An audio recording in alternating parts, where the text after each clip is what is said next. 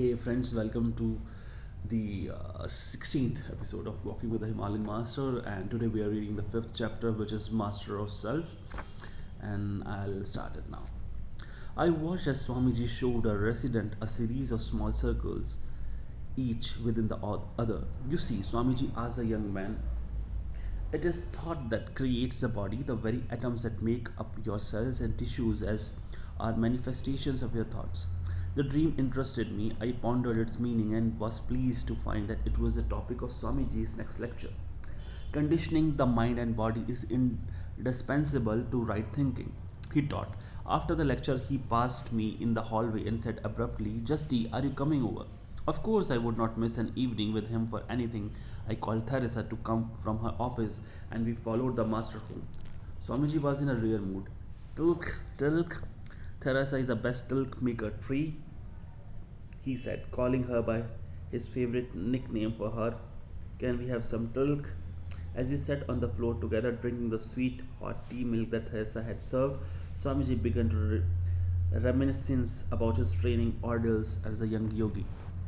As we sat on the floor together drinking the sweet hot tea milk that Theresa had served, he told us that his master and the other living sages, the many unknown elder adept hidden away in Himalayan caves, had strategized together one day and agreed on a most unusual experiment for universal love. And historic first, they would train Swamiji in all the parts of yoga, all the scriptures, all the knowledge of the tradition, rather than having him focus on one branch as was usual. My mind laid the scene before me. Let us, the monks proposed, invite Bengali Baba's young son to be trained in all our accumulated knowledge. Let us expose him to the breadth of our specialities and the depth of our embodied wisdom that has come to us through the Shruti revealed knowledge and Smriti collections of knowledge we have received from Brahman. Let us make sure that no trail of sacred knowledge be an unfamiliar path to him, for he will explore the anatomy of consciousness and become familiar with the landscapes of scenes. Wherever he finds darkness, let us show him how he exposed the light. We will instruct him in the most esoteric science born in these Himalayas. He shall be led to self realization and sanctity. He will know his sonship with the Divine Mother in all her manifestations, so that he will not only grasp the energies of this planet, but will be privy to those foundational forces beyond the Milky Way that form all the universes and galaxies, past or yet to come. He will investigate the astrological lore of India, Egypt, and Persia, experiment with the ancient alchemy of the solar science, and train with the bijas primal sounds that constitute the organic processes of human evolution. Mother Nature will take him to her bosom and instruct him in the lore of healing herbs and animal craft. Will also make sure he understands the secular ways of the West as well as the East. He will know the secrets of energy as well as the mysteries between the chakras. There were no precedents to describe this galactic enterprise in body, mind, and spirit. In his journey, the Yoga Sutras were to be his departure, not the last frontier. First, he would master these scriptures, performing every Siddhi miracle of chapter 3, then he would exceed them. By pre-arrangement with his master, dozens of adepts and sages become Bholi Baba's personal trainers, making him their repository, the secret mainframe. If you will, of their ancient revered knowledge, he became their rather reluctant prodigy. In sending his son on his propitious learning adventure, his master advised him to observe four important counsels. Never lose your temper, maintain calmness, never reply to insults but try to understand why they come. Never get emotionally upset at remarks towards you but sit down and examine your capacity. Never accept material gifts. Knowing these four counsels is one thing, being aware of the knowing is something else. As the years went by, Swamiji stayed with nearly 100 tutors, learning what they were instructed to impart to him. Sometimes an adept would sense his inattention and shout at him in no uncertain terms to depart. Others would inexorably point out the contradiction between his immediate behavior and his master's counsels. On occasions, he pitted his physical strength against that of an elder teacher whom he thought belonged in a rest home for the retired. Much to his astonishment, he could not hold up against the other's gentle determination. The adepts battered his petty pride and conceit every chance they could, trapping him red-handed in his failure to follow his master's admonitions admonitions, while instilling unbeknownst to him their precious knowledge. Swamiji admitted that he managed to fail his master's counsels gloriously. Once he told us, I came before an adept in deep meditation, so he did not reply to my greeting. He continued to meditate in that state as I continued to implore his attention. Finally, I lost my patience and shouted into his ears, attempting to pry him up with a long tree branch to force him out of his meditative posture. I thought perhaps he was dead, so I stuck a thermometer in his rectum to check. He remained undisturbed. I finally just stood in front of him, shaking with frustrated anger. Suddenly, a sage opened his eyes and kicked me in the chest with such force that it sent me toppling head over heels down the hill. I was bruised, covered with rock cuts, sweating and vengeful. I grabbed a hunk of wood to use as a bludgeon and charged up the hill at him. Just as I reached him with my hand raised high to strike, he opened his eyes and greeted me warmly. He said that since I could not control my emotions as my master advised, I would be a poor student, thus I should go away.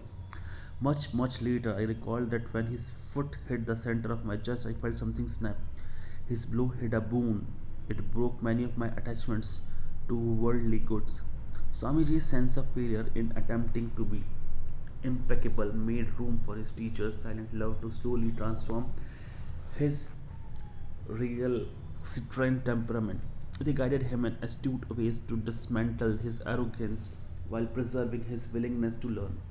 He was given practices that would have salutary effects simultaneously upon his metabolism, emotions, imagination, and unconscious. He was privy to all the levels of consciousness. Time's confines held no barrier in his pursuits. He was walked through the scriptures, gradually redefining himself in the process. Departing from cave teacher after cave teacher, Swamiji was convinced only of his ineptitude. The awesome Himalayan scenery had assuaged the recurring anger and tears that became his companions, yet in his solitary dejection, he always remembered his master's voice telling him that he was on a path of conquest. In spite of everything, he resolved not to quit. He would see the contract through no matter what. In our tradition, we don't bend you, we break you. Swamiji said, turning stern eyes to us. I gulped my chai.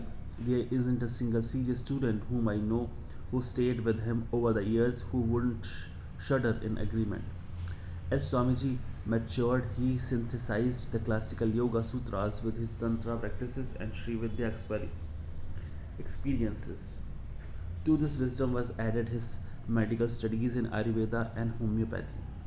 When his long tutorial adventures were finally over, Swamiji returned to his cave feeling utterly dejected. His ego was flattened and it hurt. He felt that he had not merely failed the opportunities given, he felt that he had disgraced his father. It was late at night and he had nowhere else to go, so he came home. The monks were in their cells, but his master, who always meditated except when he was teaching, called out to him. Swamiji barely replied. His master beckoned him over again and warmly greeted his disheartened son. Swamiji admitted his failure to his master, but his master only smiled and with great feeling invited his son to start again, but this time be gentle. From that day forward, Swamiji was a different man. He embraced patience.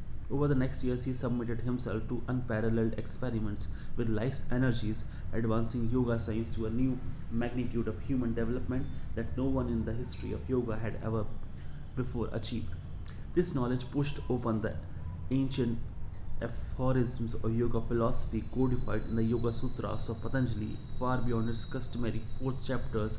The archive of his cave monastery now holds the fifth chapter written by Swami Rama. Thank you, friends, for being with us. This is the fifth chapter, and as we know, like Swami Rama's training was not easy. The training and the rituals in the monasteries and ashramas are always very difficult because these people have to go through a lot of hardships in life. That's why a lot of people decide to stay aloof from the society. They decide to stay alone, and maybe this is also the reason why the people who are the worshippers of the negative or positive energies, they stay alone. That's the truth, because these energies keep you aloof from other people. You can help a lot of people, you can foresee things, you can know of their problems, you can give solutions, but it hinders for the person to be very much social. But once you master these energies, you can also, you know, help out in these things. That's why in most of the places it's said that you need a guru to understand and learn these things, because these things can also be harmful. For instance, a lot of people talk about chakras and energies and all, but I know of a few people who have had bad experiences in life because of it. And I would suggest you guys not to, you know, directly plunge yourselves into learning these energies and auras and chakras. The simplest thing that one can do is breathing exercises that can help in our day-to-day life, until unless you really want to become a monk, you want to help the humanity in a different way. You can also help in other ways, right? um, there are other things, but slowly I'll be discussing in different videos. Thank you very much for being with me in these videos, and I'm sorry for uploading these videos late because I had a poor internet connection and it took me so much of time to upload these. Have a blessed day. Bye bye.